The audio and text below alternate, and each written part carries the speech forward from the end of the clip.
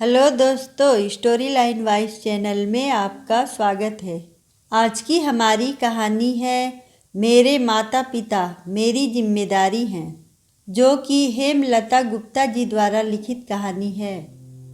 सुनिए, कई दिनों से मेरी मम्मी के घुटनों में बहुत दर्द हो रहा है और डॉक्टरों ने उन्हें ऑपरेशन के लिए बोला है।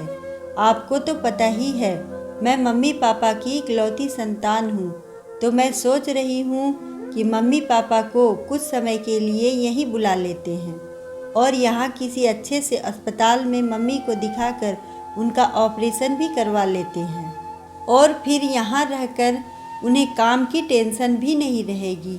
मैं सब अच्छे से संभाल भी लूँगी और एक बेटी के साथ रहने से उनकी तबीयत में जल्दी ही सुधार आ जाएगा, क्योंकि मम्मी तन और मन दोनों से ही खुश रहेगी। लेकिन सीमा, तुम्हें पता है ना, ऑपरेशन के बाद कम से कम 2-3 महीने का आराम चाहिए। और यार, हम कैसे एडजस्ट करेंगे? तुम एक काम करो, मम्मी ऑपरेशन वहीं फिरोजाबाद में करवा लेगी। कुछ समय के लिए तुम वहाँ हो आना और ज़रूरत पड़ी तो मैं भी आ जाऊँगा। पर यहाँ इतने दिनों तक तो उनके आने से बहुत दिक्कत हो जाएगी। रवि ने जैसे ही यह शब्द कहे, सीमा को भयंकर गुस्सा आ गया और वह बोल गई, वाह रवि, तुम तो कमाल हो यार। जब पिछले साल तुम्हारे पापा जी के घुटनों का ऑपरेशन हुआ था, तब तो वह पूरे 6 महीने यहाँ रहे थे और तुमने बड़ी मुश्किल से उन्हें यहाँ से जाने दिया था, जबकि तुम तो 4 भाई बहन हो, अपने पापा मम्मी को अच्छे से संभाल सकते थे। पर नहीं, तुम्हें तो अपने पापा जी की सेवा खुद करनी थी। तुमसे ज़्यादा सेवा उनकी मैंने की थी। जब तुम मुझे शादी के लिए देखने आए थे, तब मेरे पापा ने तुम लोगों से कहा भी था कि सीमा मेरी इकलौती बेटी है, हमारा सब कुछ सीमा का ही है। तब यह सुनकर तो तुम लोग खुश हो गए थे, तो तुमने केवल यह समझा था कि पापा की सारी संपत्ति मेरी है, तो उनकी जिम्मेदारी मेरी नहीं होगी क्या? जब उनकी जायदाद और संपत्ति में मेरा हक है, तो मेरे मम्मी पापा पर भी मेरा ही हक है। मेरे अलावा कौन उनकी जिम्मेदारी लेगा, देखभाल करेगा? कल को अगर तुम्हारी बेटी तुम्हें अपने पास किसी कारणवश रखने से मना कर दे, तो तुम क्या करोगे?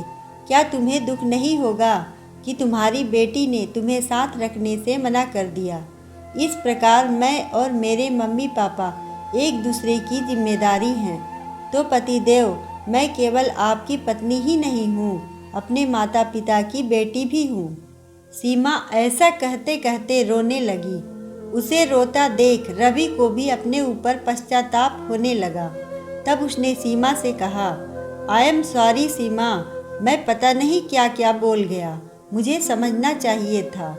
जैसे मेरे मम्मी पापा मेरी जिम्मेदारी हैं, वैसे तुम्हारे माता पिता भी तो तुम्हारी जिम्मेदारी है। पता नहीं मैं ऐसे शब्द कैसे बोल गया, मुझे माफ़ कर दो। और हाँ, आज ही मम्मी पापा को फ़ोन करके यहाँ आने के लिए तैयार करता हूँ। यह सुनकर सीमा के चेहरे पर मुस्कान आ गई। सच ही है, एक बेटी दोनों परिवार की जिम्मेदारी अच्छे से संभाल सकती है, लेकिन एक बेटा जब किसी का दामाद बनता है, तो अपनी पत्नी के माता पिता उसे क्यों भारी लगने लग जाते हैं।